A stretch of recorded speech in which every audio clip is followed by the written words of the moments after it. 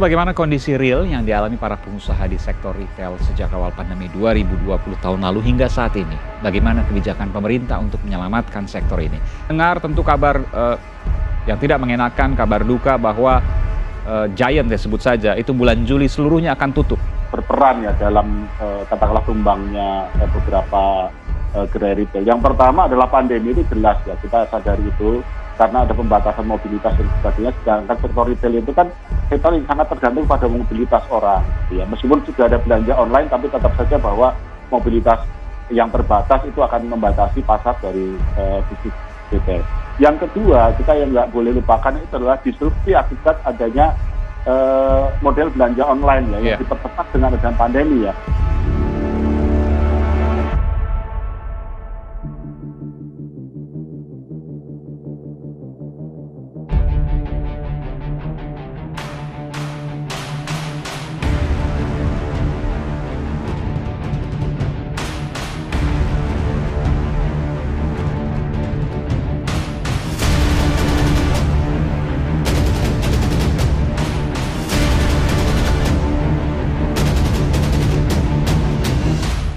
Ekonomi digital Indonesia mencatatkan pertumbuhan signifikan di tengah pandemi COVID-19.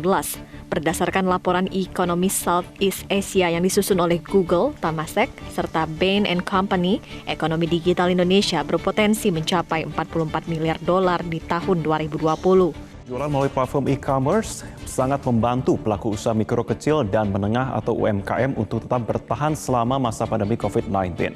Nilai transaksi e-commerce tahun 2020 bahkan tetap meningkat dan menjadi momentum yang baik bagi UMKM untuk memasarkan dan menjual barangnya.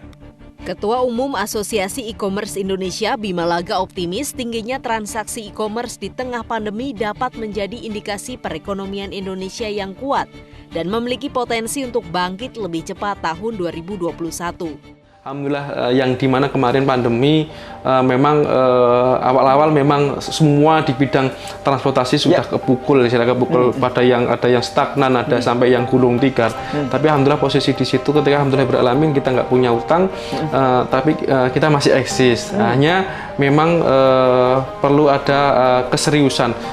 Walaupun awal-awal sudah sempat galau juga Mas, bilang juga ini mau diterusin atau tidak, seperti apa. Sampai ekstrim pun saya kemarin dengan ide istri, sampai jualan sayur Mas. Jualan sayur, mobilnya itu, porsinya itu kita ambil semua buat jualan sayur untuk delivery ke warga-warga itu. Alhamdulillah pun omsetnya juga luar biasa. Tapi setelah pembelajaran, kita harus create ITM yang benar, kita harus bagaimana sikap kita. Alhamdulillah mulai growth ya, yang teman-teman yang masih di Arab, alhamdulillah saya malah kebanjiran order ini. Alhamdulillah banyak pelanggan yang memerlukan kendaraan yang memang dibutuhkan oleh pelanggan kita, malah sekarang alhamdulillah kurang unitnya.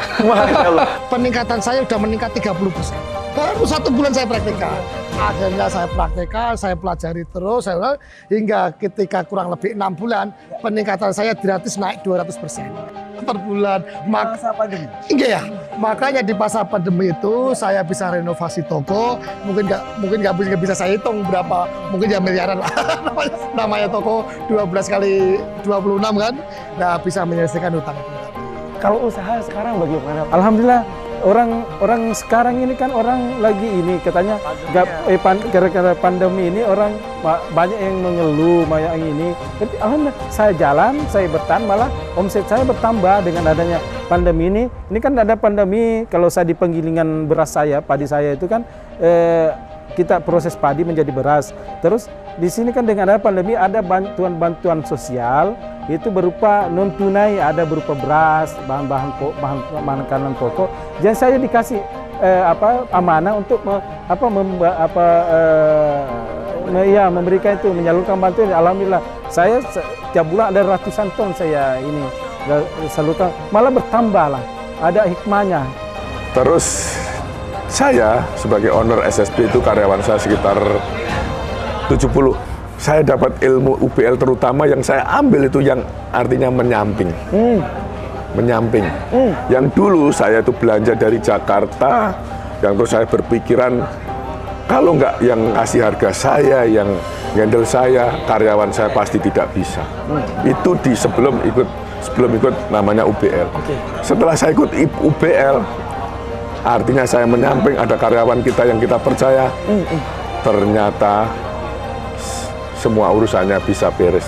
Itu salah satu yang saya dapatkan di UBL itu, Pak Budi. Leader menciptakan leader baru. Betul sekali. Masya Allah. Jadi didelegasikan ya Pak ya. Betul sekali. Percaya kepada karyawan hingga akhirnya Betul. karyawan bisa membantu luar biasa. Itu yang salah satunya membantu saat ini gitu. Masya Allah. Yang saya Karena dapatkan. banyak orang kan karena saya pemimpinnya, ya saya harus hati-hati hingga akhirnya tidak tercipta leader baru. Oke, tadi di UBL terperinci ya Pak ya cara-caranya bagaimana ya Pak ya. Betul sekali. Masya Allah, luar biasa berarti UBL ini Pak. Sangat luar biasa sekali.